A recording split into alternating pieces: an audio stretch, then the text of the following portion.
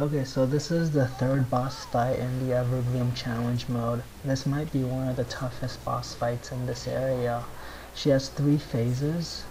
First one is where she casts Firebolt, and she has this Firebloom where she throws out a flower onto a random team member, and then a ring of fire will start spreading. So you need a jump to avoid the damage from that.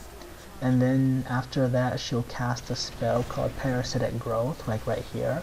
If you interrupt it, she's gonna switch to Frost mode, where she casts Blizzard and Frostbolt, and she also spawns an ad that casts Fireball and Frostbolt. If you don't interrupt it, she just gets a 50% damage buff. So after the Frost mode, it's Arcane mode.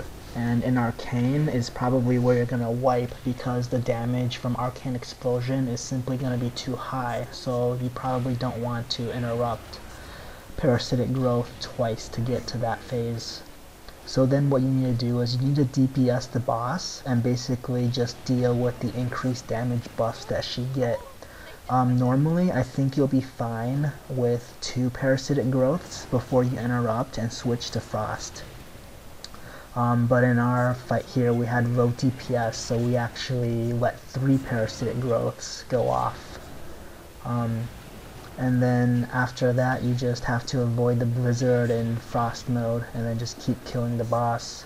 If she casts Parasitic Growth again and you interrupt it, she goes to Arcane, and Arcane Explosion will pretty much wipe you. So you need to just let it go and just eat the increased damage.